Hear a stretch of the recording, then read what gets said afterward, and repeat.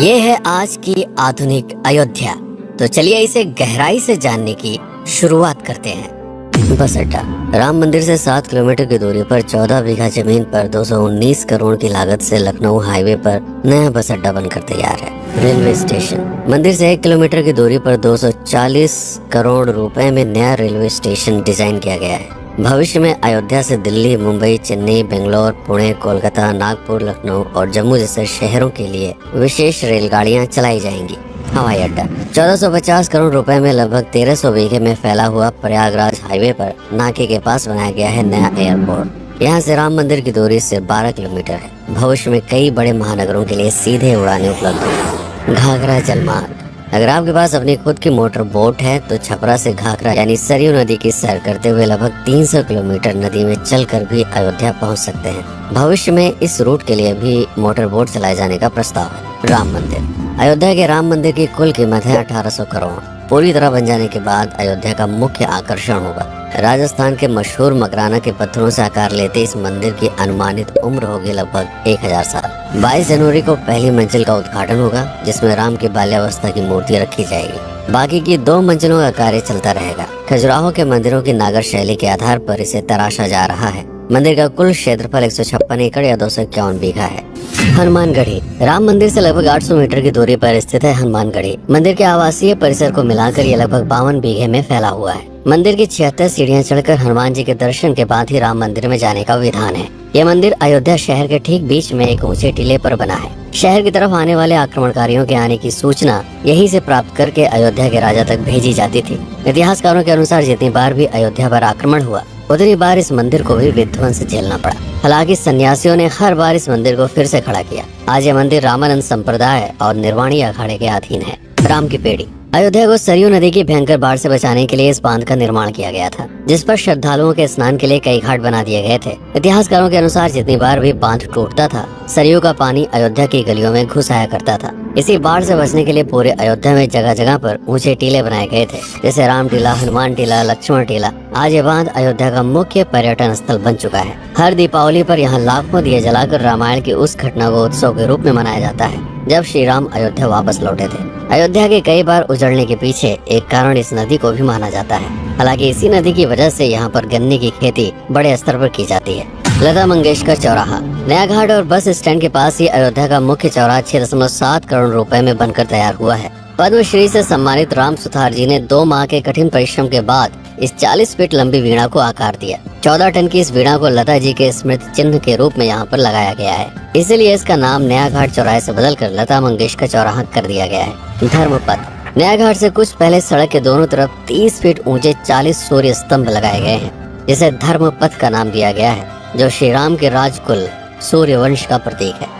दशरथ समाधि स्थल। नए बस अड्डे के बगल से एक पतली रोड कछार से आगे बढ़ते हुए लगभग 12 किलोमीटर दूर ले आती है दशरथ समाधि स्थल, जो बिलहर घाट पर मौजूद है, जिसके बारे में मान्यता है कि यहाँ पर राजा दशरथ का दाह संस्कार हुआ था। राम मंदिर के साथ ही इस जगह को भी पर्यटन स्थल के रूप में विकसित किए जाने की योजना पर कार्य चल रहा है। भरत कुंड। अयोध्या से 15 किलोमीटर दूर है नंदीग्राम। यहाँ मौजूद तालाब को भरत कुंड कहते हैं। मान्यता है कि इसी जगह से भरत ने पूरे अयोध्या का राज कार्य संचालित किया था। पर्यटकों के लिए इस स्थान को भी विकसित किया जाएगा। गुप्तार घाट। राम की बेड़ी से सरयू नदी के किनारे चलते हुए 10 किलोमीटर दूर स्थित है गुप्तार घाट। ये कैंट एरिया में पड़ता है। इस जगह को श्री राम के जल समाधि के रूप में महत्व दिया जाता है। इसके अलावा अयोध्या नगर में हर गली में कई विशेष मंदिर हैं, जिनकी अपनी मान्यताएं हैं, कथाएं हैं, विशेषताएं हैं। पूरी तरह से विकसित हो जाने के बाद नई अयोध्या को पूरी तरह से जानने के लिए, इसका आनंद लेने के लिए कम से कम 3 दिनों तक यहाँ रुकने की आवश्यकता है। देश विदेश से ज्यादातर पर्यटक भारत आते हैं उत्तर प्रदेश में आगरे का ताजमहल देखने और प्राचीन नगर काशी और सारनाथ घूमने।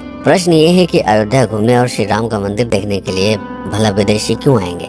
और इसका कारण है भारत में लिखी गई राम कथा की सबसे पहली और प्राचीन पुस्तक रामायण। भारत में रामायण के अलावा कंबोडिया में रीमकेर, थाईलैंड में रामकियन जो कि वहाँ की राष्ट्रीय पुस्तक है, इंडोनेशिया में ककनिक, नेपाल में भानुभक्त रामायण जैसी पुस्तकों में वाल्मीकि की रामकथा से प्रेरणा लेकर इसे अपने अपने देश की संस्कृत के हिसाब से फिर से लिखा गया है। पात्रों के नाम कुछ नई घटनाओं के अलावा मूल राम कथा सभी में एक जैसी है। इसके अलावा भारत में ही राम कथा को लेकर संस्कृत में 7 संस्करण, हिंदी में 3 संस्करण, गुजराती में 47, उड़िया में 14, तेलुगु में 5, कन्नड़ में 4 और अन्य भाषाओं में लगभग 17 संस्करण मौजूद हैं। इसके अलावा लिखे गए नाटक, कविताएं आदि को भी अगर मिला दिया जाए तो इस दुनिया में 300 से अधिक तरह से राम कथाएं बार बार लिखी गई हैं। इन सभी राम कथाओं पर कई विशेषज्ञों ने समय समय पर अध्ययन किया और अपने विचार दिए। Father Camille Bulcke, Hermann Jacobi, Wendy Doniger, Edward al Kharrat, Alf Hiltebeitel, Paula Richman, Aubrey Menen, Ramesh Menon, Radha Vishwanath, Shantanu Gupta, Meenakshi Jain, Lala Sitaram, Swami Gyanananda Saraswati जैसे कई लोगों ने समय समय पर राम कथा को लेकर गहन शोध किया और इसमें छिपे हुए मूल कथा के साथ ही इसके इतिहास को समझने का प्रयास भी किया।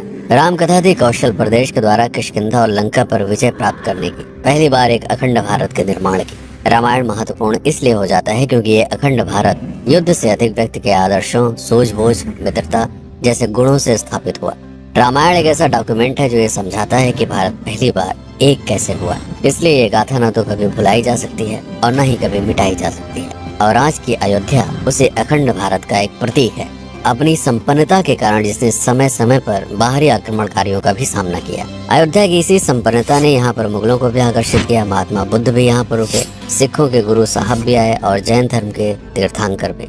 सिर्फ आए ही नहीं बल्कि उनके अनुयायी यहीं पर बसते चले गए। अयोध्या कितनी बार बसी, कितनी बार उजड़ी, इसके बारे में बहुत अधिक प्रमाण उपलब्ध नहीं है। सूर्यवंश के पतन के साथ ही अयोध्या का भी पतन होता रहा। बीच में कई सौ सालों तक अयोध्या मानो विलुप्त सी हो गई। इसका कारण क्या था, इसका कोई प्रमाण नहीं है। अयोध्या को फिर से खोजकर उसे स्थापित करने में बार बार राजा विक्रमादित्य का नाम आता है, लेकिन विक्रमादित्य एक उपाधि है जिसे कई राजाओं को दिया गया था। तो ये कहना मुश्किल है कि किस कालखंड के कौन से राजा ने ये कार्य किया। कुछ विशेषज्ञों का मत है कि यह काम उज्जैन के राजा विक्रमादित्य ने किया होगा।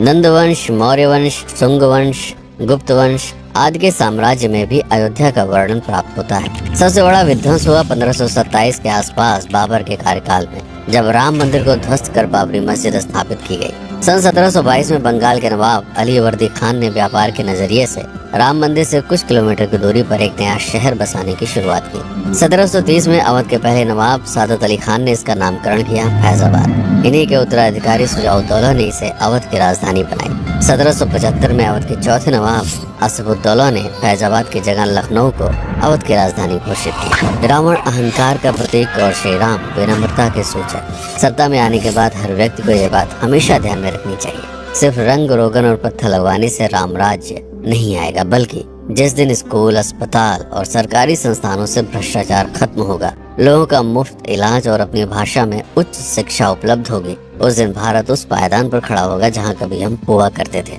रामायण अहंकार पर विनम्रता की विजय है।